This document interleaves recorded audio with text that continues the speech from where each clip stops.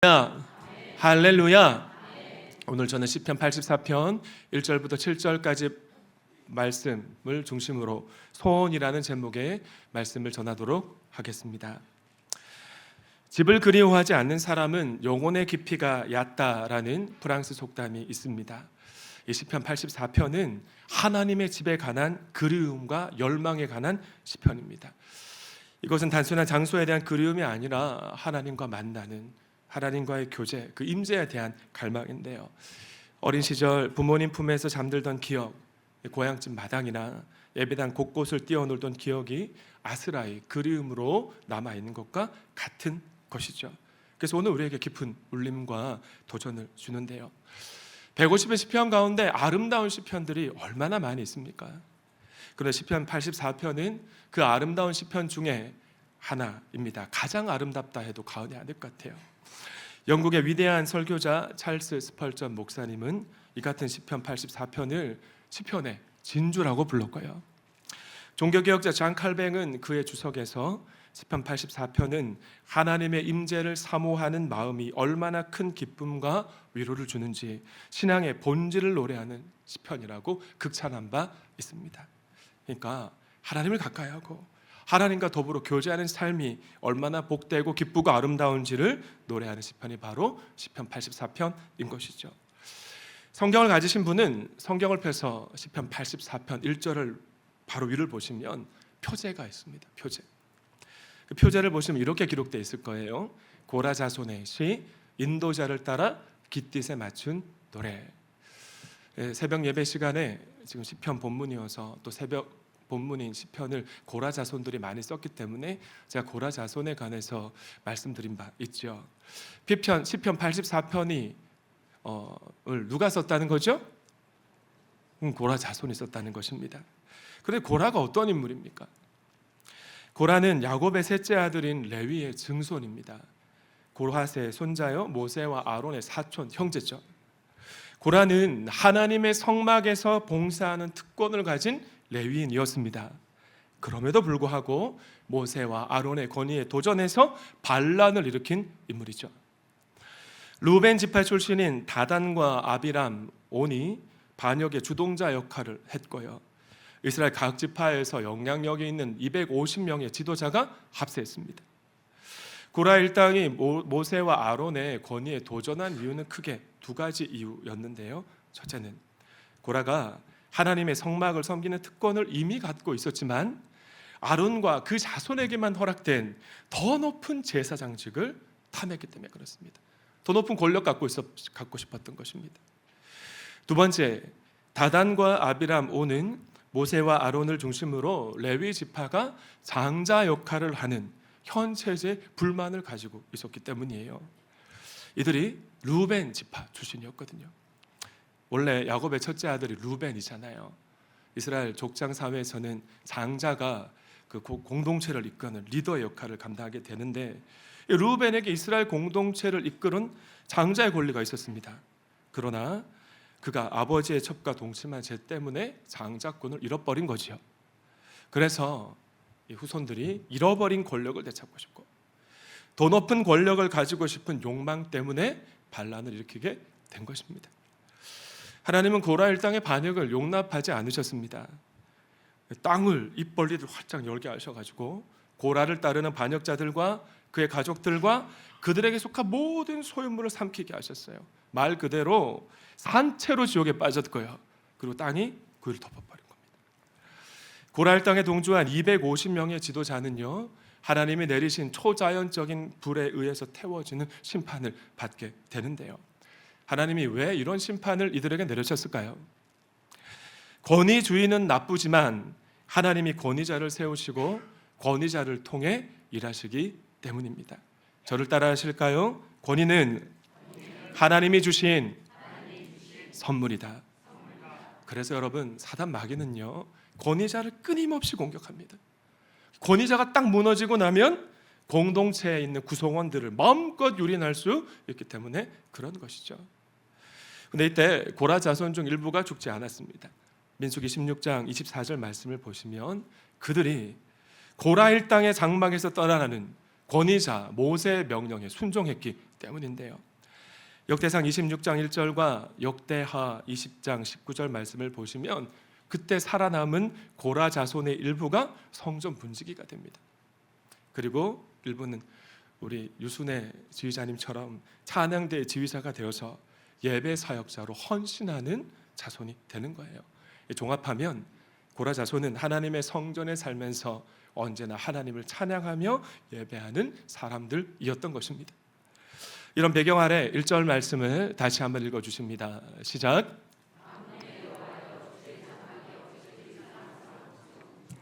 구약 성경에서 만군의 여호와라는 표현을 자주 보게 됩니다. 이 만군의 여호와라는 표현은요, 자기 백성을 위해 기꺼이 싸워주시는 하나님에 관한 호칭입니다. 또 하반절에서 사랑으로 번역된 예디도트의 원형인 야다드라는 단어가 있는데 친밀하다, 애정을 품다, 물을 끓이다, 뜨겁게 하라는 뜻을 가진 단어입니다. 연인 간의 열정적인 사랑을 의미하는 동사에서 유래한 형용사인 거예요. 이 같은 의미에 따라 1절 말씀을 의역하면 이렇습니다. 자기 백성을 위해 만군을 거느리시고 싸워주시는 여호와여, 그 주님이 계신 거처들이 나의 마음을 이토록 뜨겁게 끓어오르게 합니다. 사랑의 불길이 타오르듯 제가 간절히 사모하나이다. 고라 자손들이 하나님과의 교제를 얼마나 중요하게 여겼는지 엿볼 수 있는 말씀인 것 같아요. 2절은 더 감동입니다. 함께 읽어주실까요? 시작.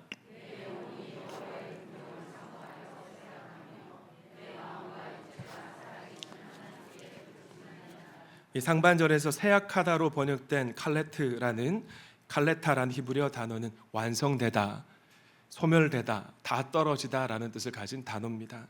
하나님의 장막을 사모하는 시편 기자의 마음이 완성된 겁니다. 그런데 기력이 다 떨어지는 소위 말하는 하나님을 향한 상사병에 걸려버린 것이죠. 그런데 하반절은 하나님의 장막을 향한 시편 기자의 이 같은 갈망이 기력이 세잔해져서 좀 황망한 상태가 되었음에도 불구하고 온 마음을 다해 하나님께 부르짖게 한다라는 노래를 하고 있는 것이죠. 저는 오늘 본문을 묵상하면서 실명을 언급해서 죄송합니다만 오늘 몇 분 언급하겠습니다. 장홍숙 집사님이 떠올랐던 것 같아요. 암으로 투병하시면서 서울을 떠나 계실 때가 많으신 분이잖아요. 근데 일부 서울에 오시면 주일 일부 예배를 온라인으로 먼저 들으시고요. 주일 2부 연합 예배 현장으로 나오실 때는 제가 입구에서 인사하면 막 어린아이처럼 막 기도하는 마음 나오시는 거예요.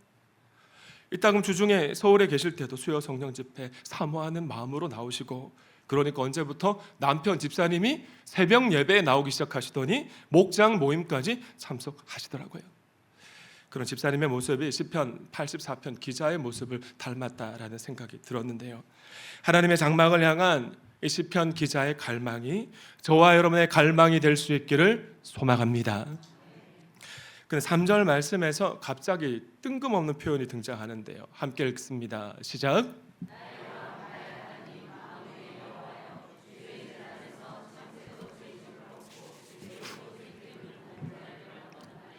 여러분, 왜 갑자기 뜬금없이 참새, 제비 이야기를 하는 걸까요? 왜 이런 표현이 등장했을까요? 4절 말씀에 그 이유가 기록되어 있습니다. 4절도 읽습니다. 시작.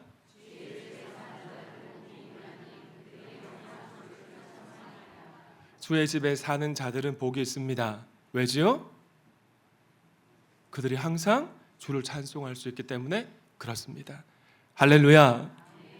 3절과 4절 말씀을 좀 재미있게 바꿔 표현하면요, 참새와 제비는 좋겠다. 하나님이 계신 성전에 살면서 항상 하나님을 찬양할 수 있어서. 그러니까 제비와 참새는 주의 집에 가까이 사는 자들의 복을 비유적으로 보여주는 샘플인 것이죠. 그런데 여기서 우리는 질문이 생깁니다. 고라 자손들은 하나님의 성전에서 늘 가까이 거하면서 하나님 찬양하는 사람들인데 왜 참새 제비가 부럽다는 이야기를 하는 걸까? 여러분 생각하기에 그 이유가 뭔 것 같으세요?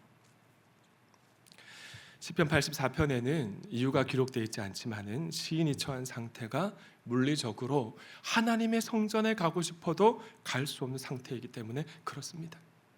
오늘 본문을 볼 때 몰라요, 왜 그런지. 자의로 그런 것일 수도 있고 타의로 그렇게 된 것일 수도 있습니다. 자신의 잘못일 수도 있고요, 어떤 구조적인 문제일 수도 있고, 갑자기 닥쳐온 어떤 시련 때문일 수도 있습니다. 좌우지간 어떤 문제인지는 모르겠습니다만은 원래 있어야 할 하나님과의 친밀한 자리에서 이탈해버린 거예요. 그래서 하나님의 성전을 더욱 사모하게 된다는 노래를 하고 있는 것이죠. 몇 년 전 우리도 이런 경험을 한 적이 있습니다.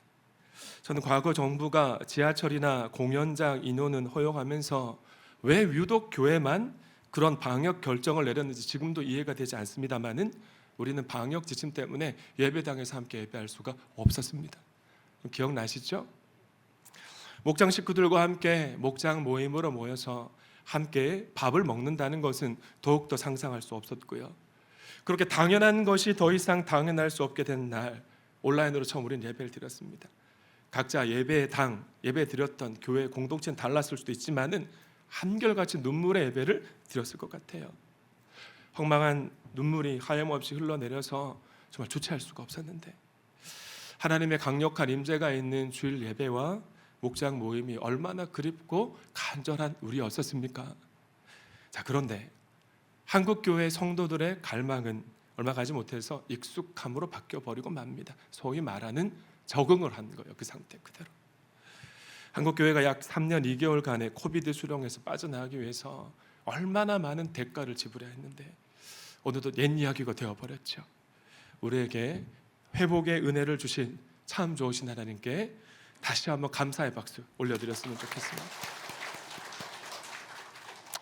다시 본문으로 돌아와서 구약학자들은요, 시편 84편을 쓸 당시 시편 기자가 바벨론 포로로 끌려갔거나 기원전 701년에 아시리아가 남유다 왕국을 침공할 때 아시리아의 수도인 니느웨로 끌려간 것이 아닌가라고 주장합니다. 어쨌든 물리적으로 예루살렘에서 떠나 있는 그런 상태가 되어버린 거죠. 오늘날 우리도 시편 기자와 같이 물리적으로 하나님께로부터 멀어질 때 우리는 어떻게 해야 될까요? 체력적으로나 건강적으로 나빠져서 하나님께로부터 멀어질 때 어떻게 해야 되는가? 그 자리에 그냥 머물러서 안주하면 안 될 줄 믿습니다. 하나님께 더 가까이 가려는 걸음을 내딛어야 하는데, 저를 따라 하실까요? 회복하려는 거룩한 몸부림이 필요하다. 아멘이십니까? 그럼 어떻게 해야 되는가? 5절과 6절, 7절 말씀이 우리에게 답을 줍니다. 5절 말씀도 함께 읽습니다. 시작.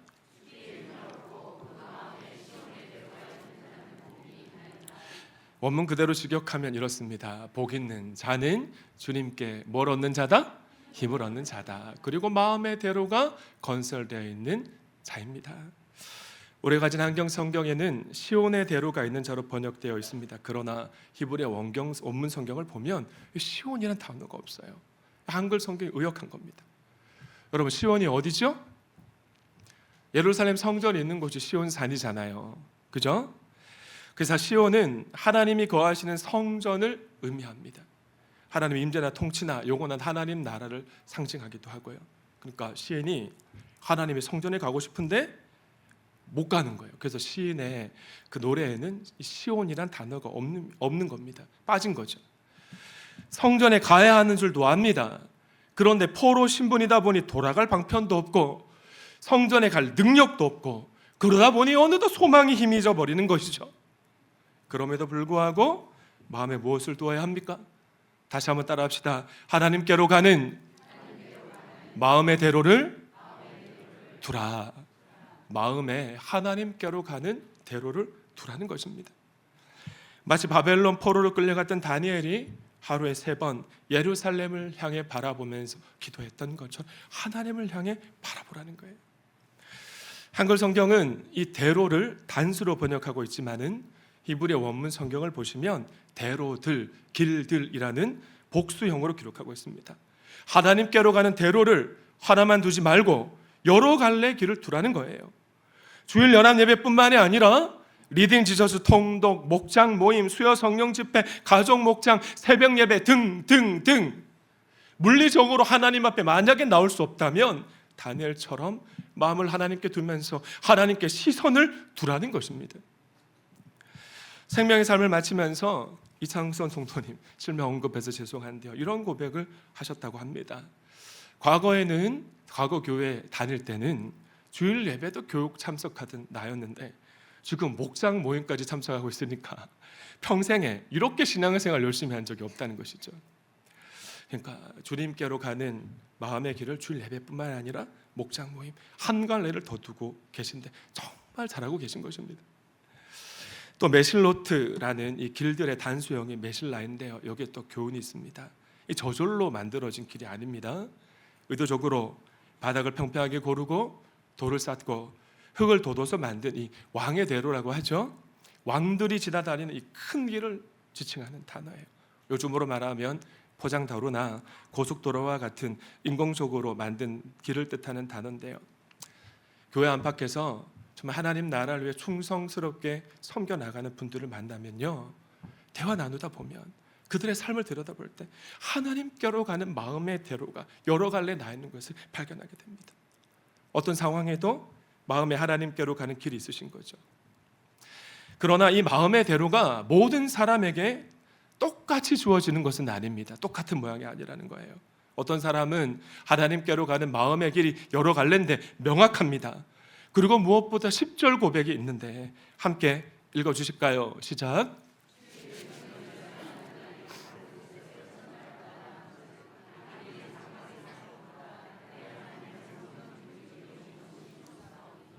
여러분, 이 같은 고백을 하고 계시죠?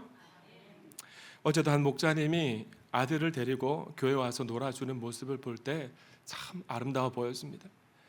많은 젊은 부모님들이 주중에 자녀와 함께 교회 카페에 와서 교제하고 또 아이들 공부시키는 모습을 제가 오가면서 지켜볼 때 하나님의 마음이 참 흡족하시겠다라는 생각을 할 때가 참 많습니다.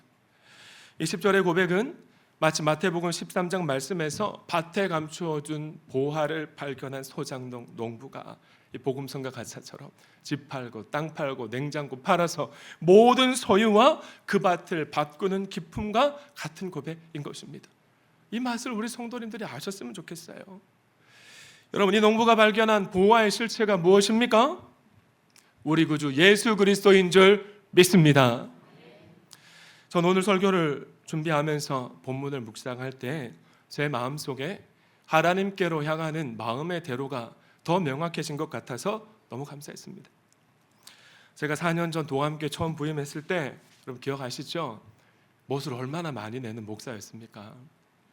과거 저희 부부의 기쁨은 산으로 들러 해외여행 다니면서 이 버킷리스트 하나씩 지워가고 설마다 예쁜 옷, 세련된 옷 사입고 쾌적한 집에 살면서 고된 하루의 사역과 삶을 해가라는 것, 그게 사역의 기쁨도 있지만 또 다른 기쁨이었습니다. 그런데 지금은 그런 것도 그닥 원하지도 않고요. 이따금 그런 일이 있어도 과거처럼 막 그렇게 열광하듯 기뻐하지 않습니다.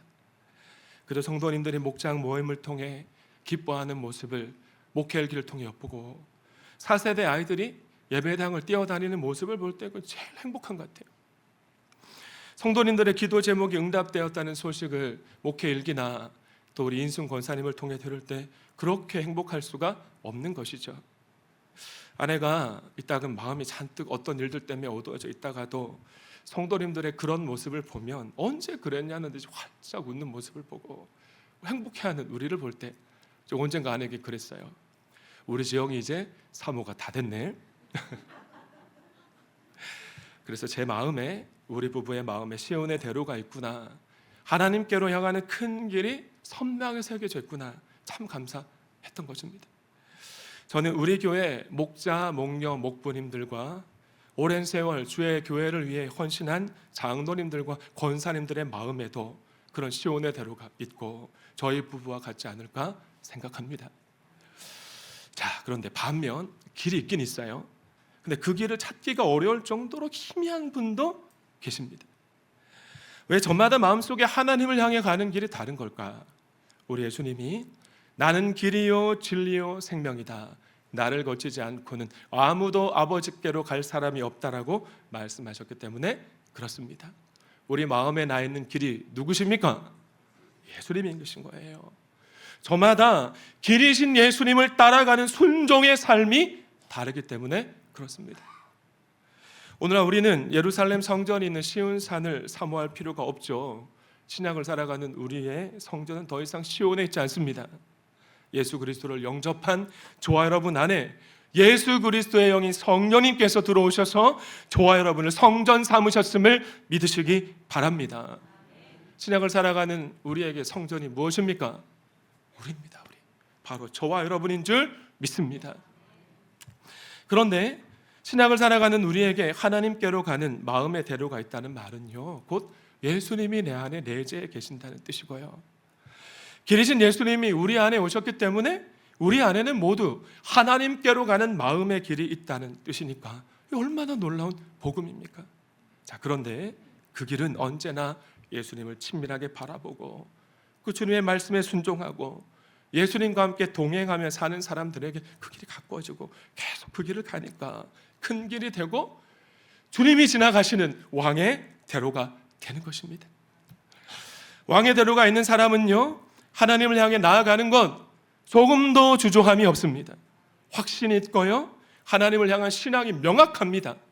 그래서 주위에 있는 사람들이 이 사람 하나님 나라의 시민이다, 누구나 다 알 수 있는 거죠. 시편 기자와 같이 물리적으로 하나님에게서 멀어질 때 오히려 하나님께로 향하는 마음의 대로를 가꾸어 가는 복스러운 성도님들이 될 수 있기를 축원합니다. 축원합니다. 그러나 우리의 삶을 돌아보면 그 주님과 함께 마음의 길을 걸어가면서 친밀한 교제를 나눌 때도 있지만 그렇지 못할 때가 참 많죠. 가정이나 직장에서의 여러 가지 어려움, 교회 안팎에서의 관계 어려움 때문에 하나님께 나아가는 우리의 발걸음이 약해질 때가 있고 멈춰설 때도 있습니다. 혹은 마음이 무너져서, 혹은 하나님이 기뻐하지 않는 죄의 유혹에 빠져서 하나님께 가까이 가지 못할 때도 있습니다. 그러나 기억하십시오. 그렇게 우리는 양 같아서 그릇 행하다가 길이신 예수님을 잃어버릴 때도 있지만 예수님은 절대로 저와 여러분을 잃어버리지 않는다는 사실을, 우리 각상구 성도님 25년 만에 주님이 다시 그 길로 돌아오게 하셨잖아요. 참 좋으신 주님은 햇살보다 밝게 하나님께로 향하는 그 마음의 길을 밝히시고 여전히 우리 곁에서 우리 손을 붙잡고 걸어가고 계시고요, 내가 그분을 다시 바라보기 시작할 때 그분은 길가와 같았던 굳은 나의 마음을 부드럽게 하실 것입니다. 아멘이십니까? 마음의 길을 덮고 있는 돌멩이들과 가시덤불이 순식간에 제거되는 신비로운 일을 경험하게 되는 것이죠. 주님을 바라보는 그 즉시 우리 안에 마음의 대로가 회복된다는 것이에요. 그리고 그분과 함께 마음의 대로를 한 걸음 한 걸음 동행하기 시작하면 정말 놀라운 일이 일어납니다. 6절 말씀 보실까요? 함께 읽습니다. 시작.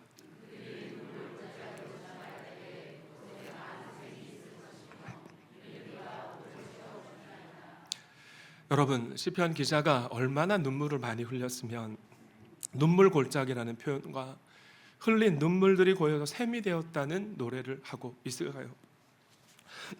그런데 하반절을 보시면 반전이 있습니다. 원문 성경에는 샘이 단수로 써져 있고요, 그리고 이 복이 복수로 쓰여져 있습니다. 우리 한글 성경에는 복으로 기록되어 있지만 하나님이 하늘로부터 내려주신 그 예상치 못했던 은혜의 단비가 우리가 흘렸던 눈물샘에 내려져서 수없이 흘렸던 눈물이 하늘복 땅의 복들로 바꾸어지는 것입니다. 저는 이 말씀이 제 삶에 이루어질 것을 믿습니다. 여러분도 믿으셨으면 좋겠습니다. 우리가 내 삶은 주님의 것이라고 찬양하고 고백하면서 주님과 동행하는 삶을 한 걸음 한 걸음 살아갈 때 저와 여러분 마음 안에 있는 하나님을 향한 그 길이 큰 길이 되고 우리가 흘렸던 눈물 골짜기의 샘이 하늘의 복과 땅의 복들로 변화되는 놀라운 은혜가 여러분의 삶 가운데 가득하길 소망합니다. 자, 그럼 어떤 결과를 맞이하게 되느냐? 7절 말씀이 결과입니다. 함께 읽어주실까요? 시작.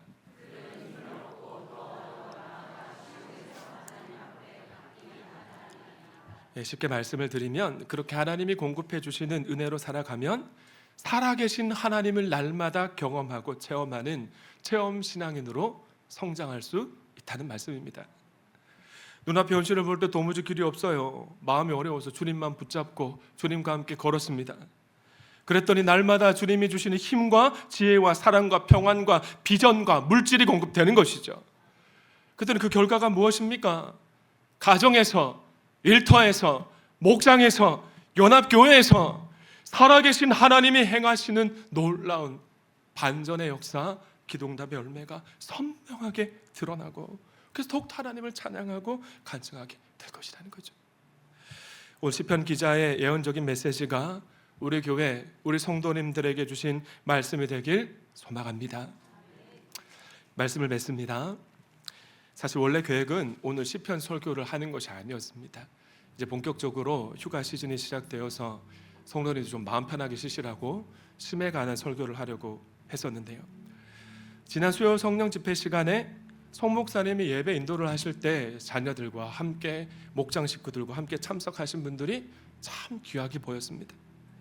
설교를 마치고 온 성도님들이 주님 앞에 간구했었던 한 가지 소원, 같은 맥락이거든요. 주님의 임재와 예배를 소망하는 이 찬양을 다 부를 때 이 고백이 우리 성도님들의 고백이 되었으면 좋겠다. 4세대 자녀들의 소원이 되면 얼마나 좋을까 하는 소원이 일어났었는데, 그러면서 문득 제 안에 계신 성령님이 레마의 말씀으로 루비 캔드릭 선교사님의 편지를 떠올리게 하셨습니다. 주님이 주신 레마의 음성이니까 우리 성도님들에게 전달하길 원합니다. 선교사님 편지를 읽고 조금 길지만 설교를 마치겠습니다. 이곳 조산 땅에 오기 전 집들에 심었던 꽃들이 활짝 피어났다는 소식을 들을 때 하루 종일 집 생각만 했습니다. 이곳 조선은 참 아름다운 곳입니다. 모두들 하나님을 닮은 사람들 같습니다. 선한 마음과 복음에 대한 열정으로 보아 아마도 몇십 년이 지나면 이곳은 주님의 사랑이 넘치는 나라가 될 것 같습니다. 저는 복음을 듣기 위해 20km를 맨발로 걸어오는 아이들을 봅니다. 그들 안에 있는 하나님의 사랑 때문에 제가 오히려 위로를 받습니다. 그러나 한편에서는 탄압이 점점 심해지고 있습니다. 그저께는 주님을 영접한 지 일주일도 안 된 서너 명이 끌려가 순교했고, 토마스 선교사와 제임스 선교사도 순교했습니다. 선교 본부에서는 철수하라고 지시했지만 대부분의 선교사들은 아직도 그들이 전도한 조선인들과 숨어서 예배를 드리고 있습니다. 그들은 모두가 순교할 작정인가 봅니다. 오늘 밤은 유난히도 고향으로 돌아가고 싶습니다. 외국인을 죽이고 기독교를 증오한다는 소문 때문에 부두에서 저를 끌어안고 말리셨던 어머니의 얼굴이 자꾸 제 눈앞에 아른거립니다. 아버지, 어머니, 어쩌면 이 편지가 마지막일 수 있겠습니다. 제가 이곳에 오기 전 뒤뜰에 심었던 한 알의 씨앗으로 인해 내년이면 온 동네가 꽃으로 만발하겠죠. 그리고 또 다른 씨앗을 만들어 가겠죠. 저는 이곳에 작은 씨앗이 되기로 결심했습니다. 제가 씨앗이 되어 이곳에 이 땅에 묻히게 될 때 하나님의 시간이 되면 조선 땅에는 많은 꽃들이 피고 그들도 여러 나라에서 씨앗이 될 것입니다. 저는 이 땅에 저의 심장을 묻겠습니다. 바로 이것은 조선에 대한 제 열정이 아니라 하나님께서 조선을 향한 열정이라는 것을 알기 때문입니다. 척박한 조선 땅에 살았습니다. 그러나 루비 캔드릭 선교사님의 마음속에는 하나님께로 향하는 마음의 대로가 선명하게 있었던 거예요. 그래서 끝까지 주님이 걸어가신 길을 걸어갈 수 있었던 것입니다. 성도님들, 과거 믿음의 선배들에겐 하나님께로 가는 마음의 대로가 명확했습니다. 주 6일은커녕 주 7일 근무를 하면서도 주일 예배, 수요 예배, 새벽 기도회, 금요철화, 구역 예배를 기쁨으로 참석할 수 있었잖아요. 그 이유는 그들의 마음에 하나님께로 가는 대로가 명확하게 놓여져 있었기 때문입니다. 어린이조차 복음을 듣기 위해 20km 걸어오는 걸 주저하지 않았다고 하지 않습니까? 그렇다면 오늘 우리는 마음의 대로가 든든하게 세워져 있습니까? 하나님을 예배하고 하나님 만나는 일이 최우선 순위냐는 질문을 드리고 있는 것입니다. 오늘 저는 먼저 저와 여러분의 마음에 하나님께로 향하는 마음의 대로가 더욱 선명해질 수 있었으면 좋겠습니다. 교회는 세상이 줄 수 없는 것을 주는 공동체잖아요. 사랑하는 하나님의 임재가 있는 연합 예배와 목장 모임을 더욱 사모하고 갈망하는 성도님들이 될 수 있기를 부탁드립니다. 그리고 중요한 사실 하나 부탁을 드립니다. 우리 자녀에게는 아직도 희미할 수 있는 마음의 대로잖아요. 명확해질 수 있도록 여러분 꼭 부탁드리는 것은 여름 성경학교 수련회 꼭 참석시켜 주십시오. 부탁드립니다. 자녀 교육을 책임지는 교회답게 우리 모두의 자녀를 위해 함께 기도하고 헌신하는 우리 모두의 뜨거운 여름 사역이 될 수 있기를 소망합니다. 옆에 계신 분에게 인사하실까요? 하나님을 향한 소원이 더 깊어지길 축복합니다. 하나님 영광의 박수 올려드립니다.